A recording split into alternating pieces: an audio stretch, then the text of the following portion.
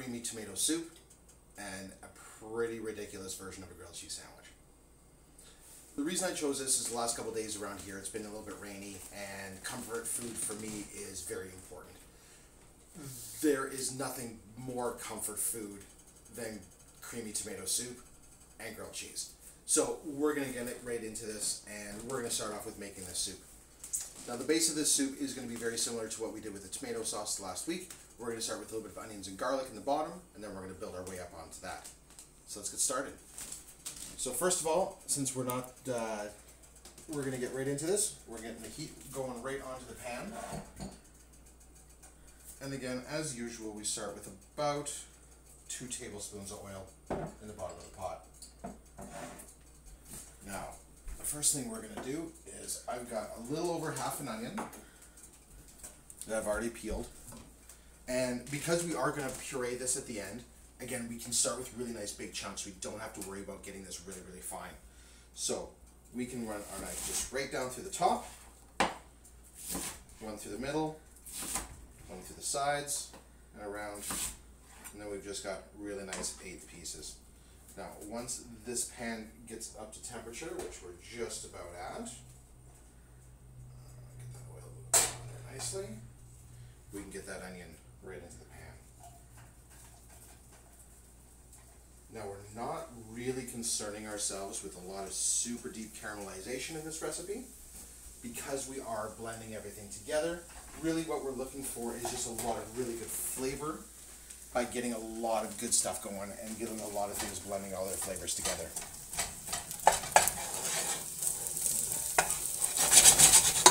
So we're going to get those onions going in there.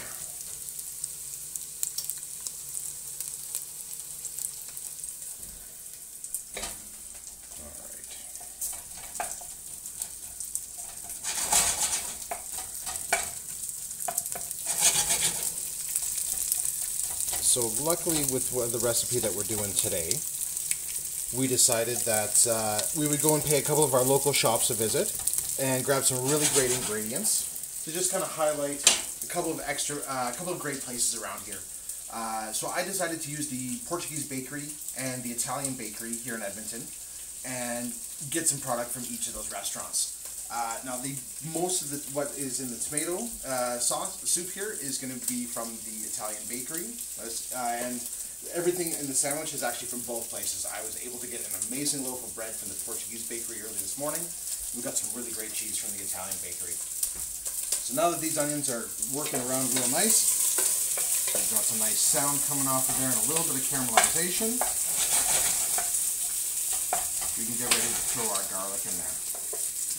Now, this is the one time I'm going to do a little bit different than what I usually do when it comes to garlic. Normally, I would throw a lot in there and just kind of let it hang out, but today we're going to really kind of pull out the flavor. So I've got 3 cloves of garlic here, and I've got my microplane. Now, this is one of my favorite ways to deal with garlic because it really gets it down really nice and fine very quickly, and you don't have a lot of, you're not using your knife a lot. So we're just going to take this, and we're just going to grate it on your microplane. And this is just going to take this down to basically a garlic paste. And it is unbelievable and easy to use. So we just take our skin off there. So we're just going to grind all 3 of our pieces really nice and quickly through the microplane. Then we're going to put our garlic paste into the pot. Now, one thing you do have to be careful with this is that this will cook very, very quickly because of how fine it is. And of course, garlic burns pretty quickly to begin with, so you really have to be careful. So we're going to take that just down to where your fingers are touching. And then underneath, we have all that unbelievably beautiful garlic paste. So we're going to take that and we're going to drop that right into the pot. So now that garlic is working in there, all we're going to do right now is we are going to give that a real nice quick stir. And you can see those onions are just starting to caramelize a little bit on the outside. Nice and golden brown, and as soon as the garlic hit that pan, man, the smell in here is unbelievably good. Now, we don't have to cook this really much further as far as the onions and garlic are concerned, because we're going to stew everything down with the tomatoes anyway. So right now what we're going to do is we have 2 cups of chicken stock. What we're going to start off with is we're going to add 1 cup of chicken stock just to deglaze this pan and let it reduce just a little bit to fortify the flavor. So we're going to add about a cup into here.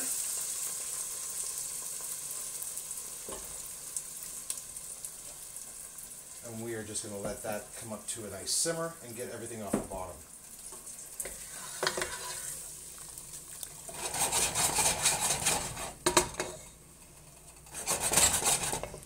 Now it's really starting to smell good in here. Now, if you want, the option to make this completely vegetarian is always there. You don't have to use the chicken stock. And obviously, if you're going to make it vegetarian, I would use coconut milk or a coconut cream to do the final process. Here today, we're going to use dairy cream because for me, there is no substitute for dairy cream. That is going to make the most velvety texture, and it's going to provide the best flavor, in my opinion anyway. So, now that we've got this kind of up to a real nice boil with that first cup of chicken stock in there, what we're going to do is we are actually going to open up our tomatoes and add them into that. So now, because we are making tomato soup, I've sprung for a little bit of a nicer tomato. These are the San Marzano tomatoes from the San Marzano Valley in Italy. They are grown in some of the most amazing volcanic soil on the planet and are considered some of the best tomatoes that you can get, even canned. These ones happen to be packed with basil, which is perfect for this soup. It's going to add just a little bit of extra flavor. So what we're going to do is we're just going to open those guys up, and we're going to get those right inside. And they're going to go in whole. Now the one thing you'll notice right away with the San Marzano tomatoes is the color on them.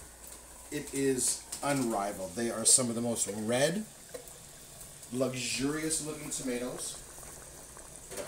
They're the kind of tomato that every single green thumb, any person who's ever grown tomatoes in their backyard, wishes they could produce. And these are canned. Like, don't just, those just look unbelievably good. So we can kind of push this down and get those kind of crushed up just a little bit, just to help the cooking process along. So we're going to crunch those down just a tad. Now that we've got our tomatoes in there, we can add the rest of our liquid. So the remaining cup of chicken stock, we're going to add in right now. And the first half cup of cream is going to go in here as well.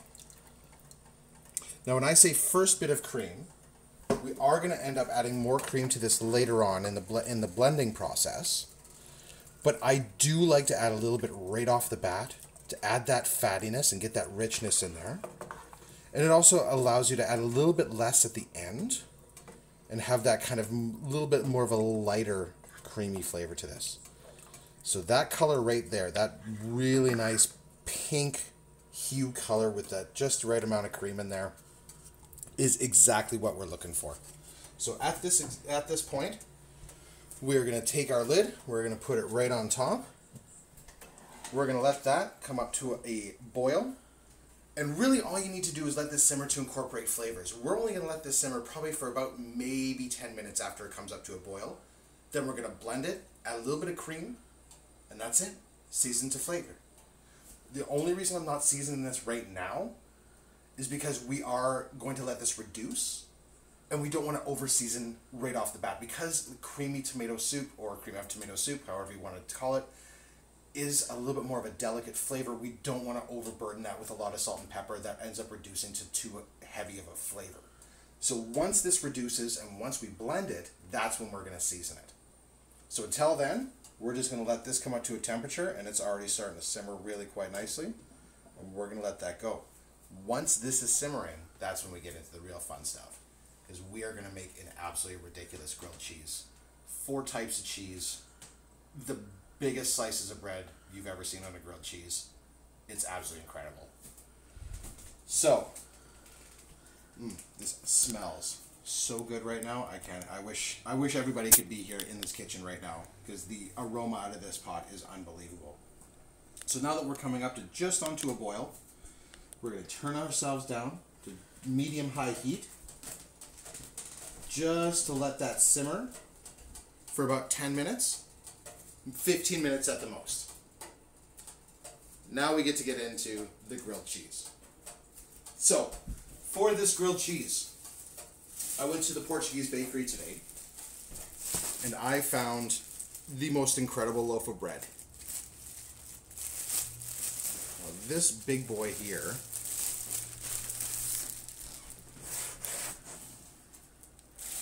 is a loaf of Portuguese water bread.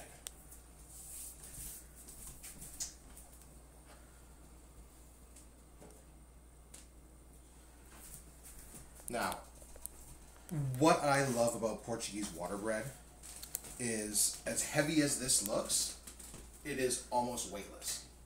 It is so light, but the density and the texture of the bread is great for holding together a nice hearty sandwich.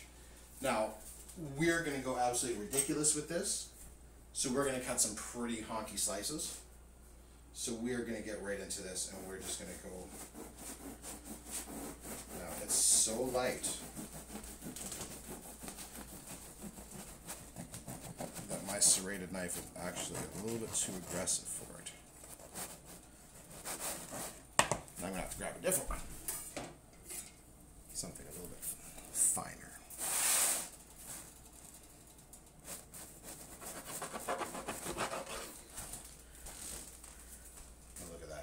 Absolutely beautiful, and how soft and absolutely weightless that bread is on the inside, which is why we are going to use unbelievable slices of this.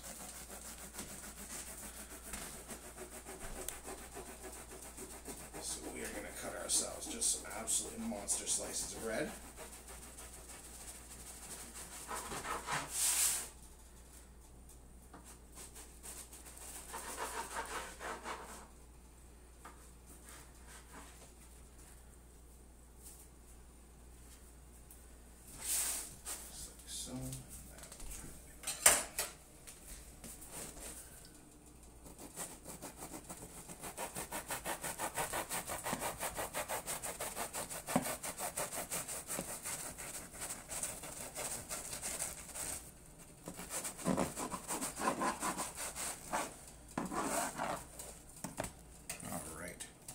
Now, what bread you ultimately decide to use is completely up to you.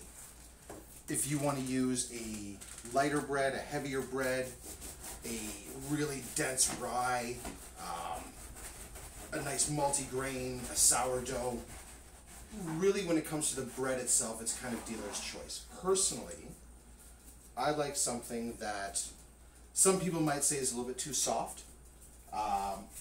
But then I can go for a really insanely thick slice, and the heat from the pan will travel through that insanely light bread, and it'll melt the cheese just beautifully. It'll turn it into just an incredible sandwich. So, what we are going to do now is we're going to start layering some cheese on here. So, we have some fresh sliced mozzarella, some provolone, and some Havarti. Now, I've opted for 3 white cheeses on the inside.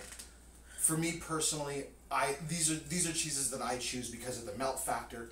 These are the ones that when you get that to that perfect texture and you get that cut and you pull it apart, it's going to get that accordion sag of that cheese in the middle. What cheese you want to put inside, completely up to you. If you want to go with something sharper in a cheddar or older cheddar, just understand that your melt is not going to be quite the same as something along with the same type of cheeses as I've chosen here. So we're going to get in here, we're going to start layering some cheese. The first thing we're going to start with is some Havarti. Which they have sliced beautifully for me. So we are going to take 2 big, beautiful slices of Havarti. And just get coverage all the way across the bread. Next, we're going to get into the mozzarella.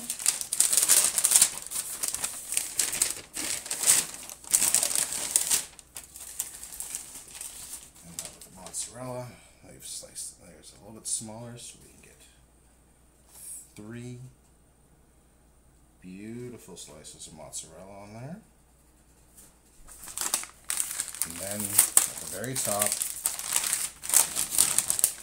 one of the few times I will choose provolone. I'm not usually a provolone fan, but for the grilled cheese sandwich, provolone is excellent. And you know what, just for good measure, we're going to go all in with 5 slices of provolone. Now we're going to get to the outside.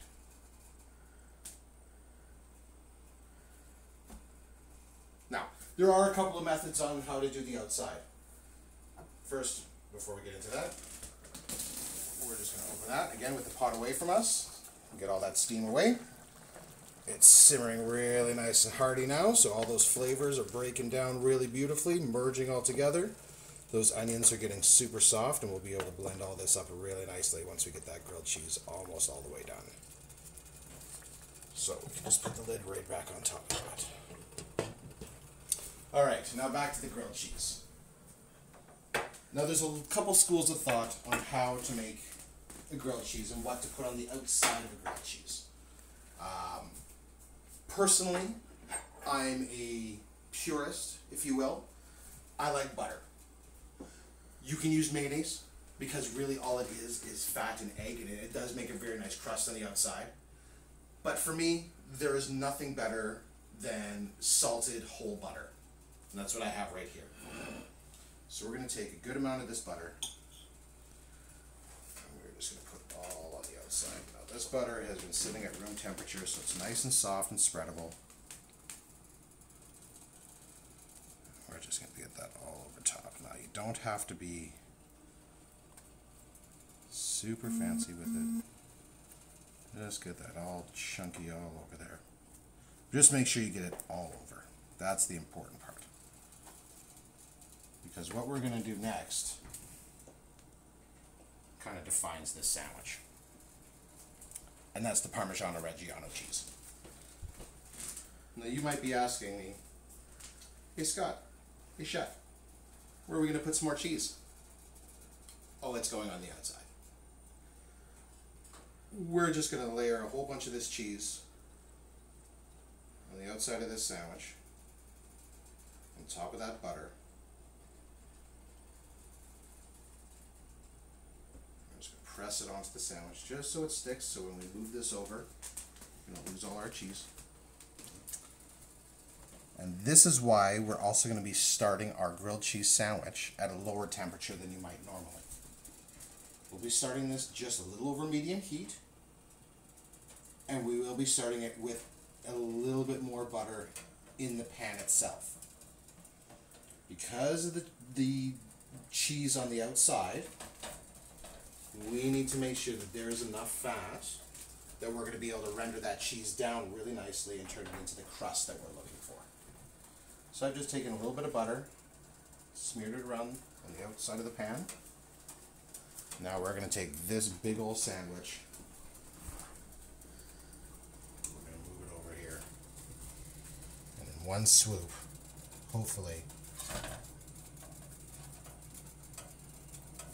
get it on there. No, that worked better than I was expecting. Alright, so now that that's on there, at medium heat, we're going to leave that alone, and now we're just going to repeat the butter process on the other side, the top piece of the bread. The one thing you will notice is I am very, very liberal with my butter. Fat is flavor, and butter is the greatest flavor of all. And cheese is right up there as well. So we're going to put a ton of butter on there. Grab that parm again, and again, it's a little bit above Nice pinch in your hands, let it go slowly so you just kind of coat all the way around. Oh yeah, look at that cheese. Ugh. My heart is yelling at me just looking at this, but man, is it going to be worth it. And we're just going to let all that cheese get into all those little nooks and crannies and get it all down in there. Squish it all in there. Now we're going to take this guy and we're just going to put it right back on top. Now we wait. Now that is just going to do its thing. It's going to sit there, and it's going to cook, and it's going to cook, and that cheese is going to melt, and ultimately it's going to get crispy, and it is going to be a texture and flavor bomb of a sandwich that will become an instant favorite. The wonderful thing about choosing cheeses that I chose is that your price point remains quite low. Part of the reason why I didn't go for a lot of really high-end fancy cheeses, Jarlsbergers or Bries or really anything up in the upper echelon of cheese, not that I don't enjoy those, and I definitely enjoy them on a grilled cheese sandwich, but that's not what we're doing here. We're trying to make something that you can make every night, or any night really, for you and the family. This is going to satisfy, and the beautiful thing about this, one of these giant sandwiches, if it's a house of four, you're making 2 sandwiches. You can just cut it in half, and it's like an entire sandwich and a half sandwich. Or if you're insanely hungry, that is a heck of a sandwich for yourself.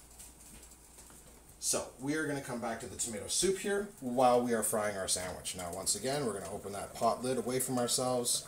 You do not want a steam burn. Please believe me on that. Pot lid can go away. All right. Now we have some beautiful tomatoes and onions and garlic and a little bit of stock and some cream. And that's all just working really, really well in there. So, since we're going to keep cooking this a little bit afterwards, I'm going to drop my temperature down to just about all the way to the full lowest level that your stovetop will go. And now, if you happened to watch the stream last week, you're going to recognize this little fella, my little buddy, Immersion Blender. And we're just going to get this guy going right on the stovetop.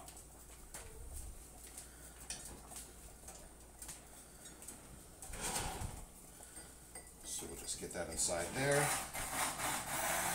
we're going to start blending everything up. Now, if you wanted to make this a little bit of a chunkier, little spill. There we go. Nice little shot all the way over there. Now, if you wanted to make this a little bit chunkier, that's completely up to you. How thick or thin, or what herbs or spices or flavors that you want to put into this is completely up to you in the long run.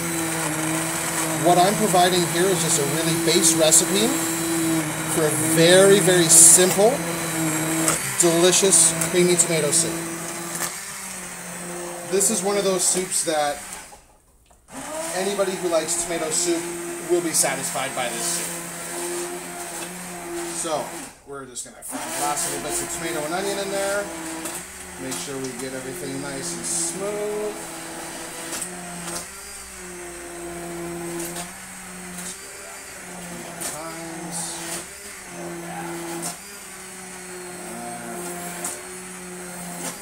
Okay, now as far as the blending goes, we are done. And you know what? We didn't even have to add any more cream in there.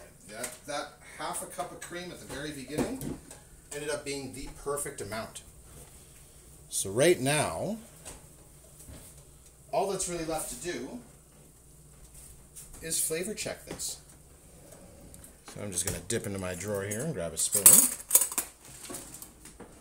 And let's have a quick taste.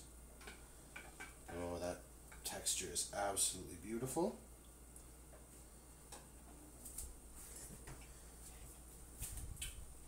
Well, it's pretty good already, but we're just going to season a little bit. So I'm going to add to this entire pot, we're going to add 2 tablespoons of salt. And probably about 2 tablespoons of fresh cracked pepper. And we're just going to get that a really nice stir.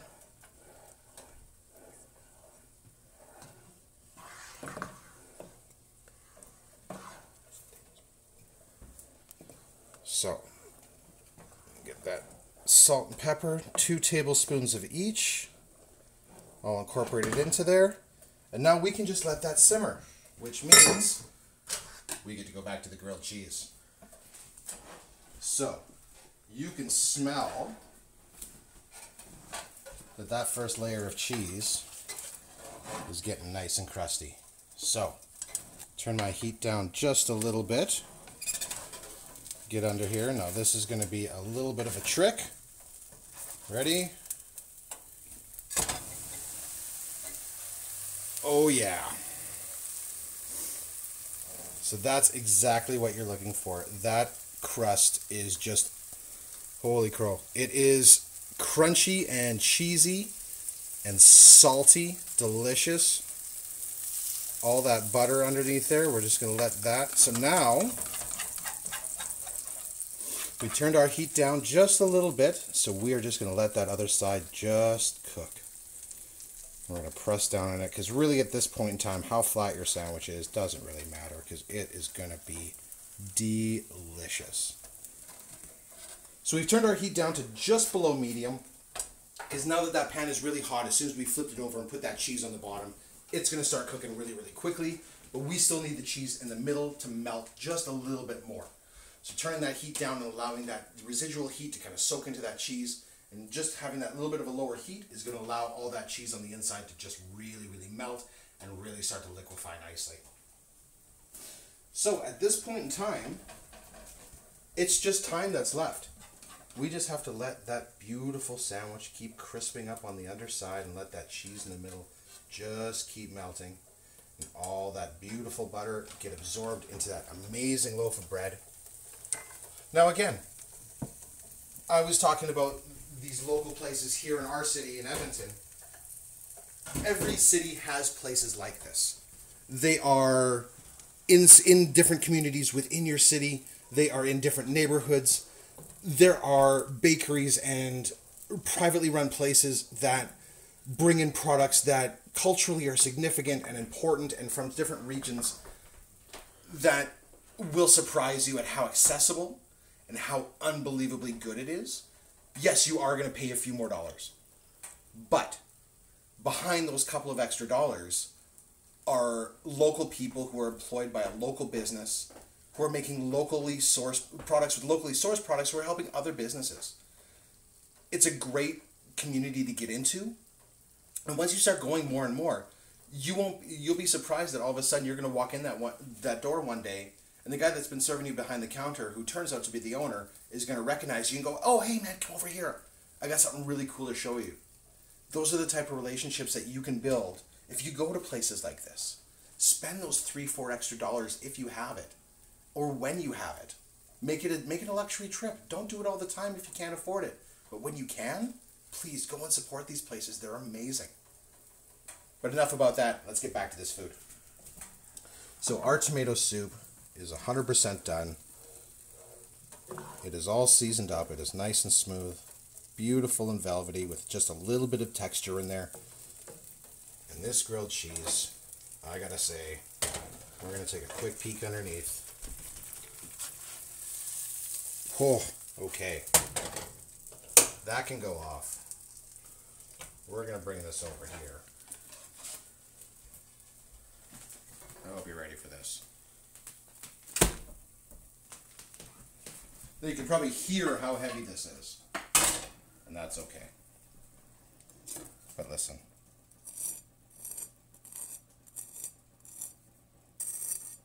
That is the sound of perfect grilled cheese. Now obviously this thing is an absolute monster, so we're going to cut this guy in 3.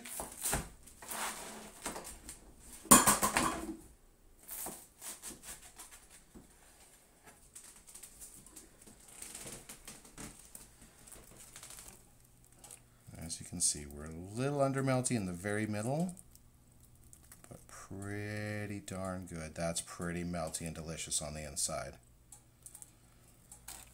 So now, plate grilled cheese.